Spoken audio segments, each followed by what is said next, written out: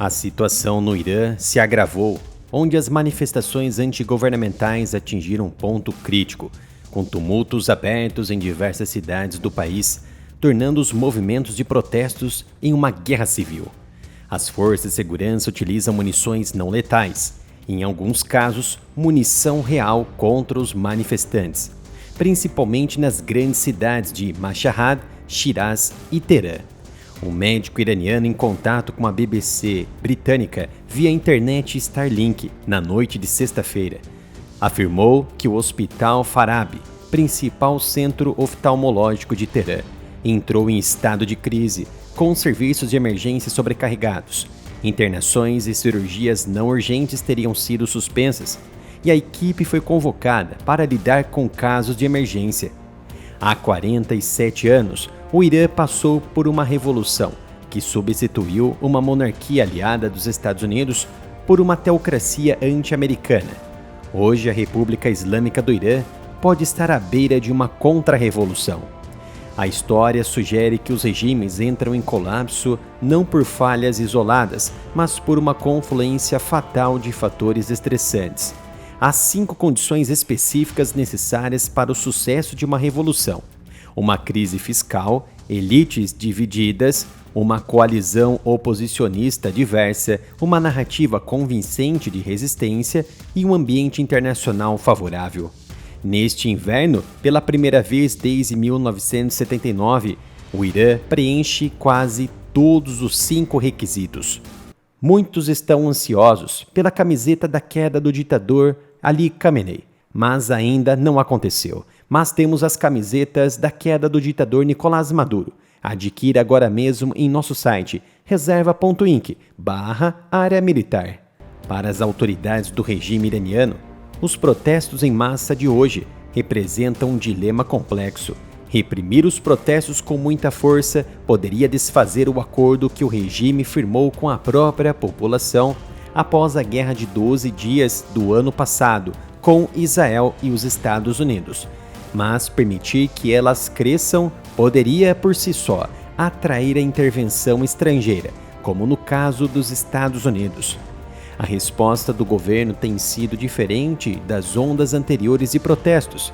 Enquanto os governantes do Irã reprimiram rapidamente o Movimento Verde de 2009 e o Levante Mulher, Vida, Liberdade de 2022, no atual movimento, as forças de segurança demoraram para agir à medida que a violência se intensificava.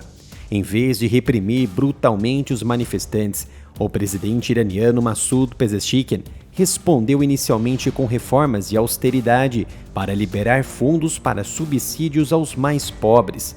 Mas essa medida paliativa não se sustentou. Embora os pobres pudessem ter sido apaziguados, aquelas pessoas nas camadas médias da sociedade arcaram com os custos e aderiram aos protestos em maior número. O que começou como uma expressão de descontentamento econômico logo se transformou em uma revolta política que se tornou uma guerra civil. O governo Trump teve discussões preliminares sobre como realizar um ataque ao Irã para cumprir as ameaças de Donald Trump. Uma das opções em discussão é um ataque aéreo em larga escala contra múltiplos alvos militares iranianos, segundo o jornal Washington Post. Em meio à escalada do Irã, em postagem em sua rede social, Donald Trump declarou: "O Irã está olhando para a liberdade, talvez como nunca antes. Os Estados Unidos estão prontos para ajudar. Se há apenas um incentivo para as manifestações permanecerem, não sabemos. Mas o tom é de apoio aos protestos, aspirações do povo iraniano por liberdade, com uma clara sinalização de que os Estados Unidos estão dispostos a intervir ou apoiar caso necessário." A postagem está sendo muito comentada em função dos eventos recentes. O procurador-geral do Irã, Mohammad Movahed Azad, alerta que qualquer pessoa envolvida nos protestos poderá enfrentar a pena de morte e ser rotulada como inimiga de Deus. Além disso, o procurador-geral advertiu que até mesmo aqueles que ajudaram os manifestantes violentos serão processados. Donald Trump compartilhou uma postagem do senador republicano Lindsey Graham no qual ele alerta que a brutalidade perpetrada contra os manifestantes no Irã não ficará impune. Em decorrência do caos, companhias aéreas de países começaram a cancelar e desviar voos de e para o Irã, em meio à crescente tensão e preparativos de possíveis ataques dos Estados Unidos. A outra questão que dificulta o verdadeiro teatro de conflito no Irã: o bloqueio da internet. Uma imagem publicada pela empresa especialista NetBlocks mostra a conectividade de rede no Irã de 5 a 10 de janeiro, com queda abrupta para cerca de 1% por volta do meio-dia de 8 de janeiro, persistindo até 10 de janeiro, rotulada como shutdown. Isso ilustra um blackout nacional de internet imposto pelas próprias autoridades iranianas, alinhado a padrões de interrupções governamentais durante agitações civis, afetando acesso internacional, dados móveis e redes domésticas, limitando comunicação dentro do Irã e com o mundo exterior.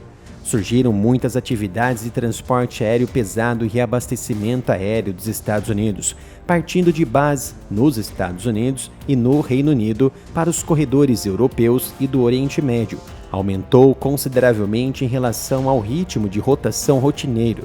Os deslocamentos de aeronaves como C-17, C-5M, KC-135 e KC-46 Pegasus indicam um posicionamento estratégico deliberado e caças de combate tático. Além disso, sabemos que os Estados Unidos acabaram de atacar a Síria contra alvos ISIS. Aeronaves de grande porte transportam equipamentos e materiais, não apenas pessoal. Movimentos concentrados sinalizam uma mudança na capacidade operacional e não apenas manutenção de rotina. Os padrões de reabastecimento aéreo apoiam o planejamento de operações de ataque de longo alcance e sustentação.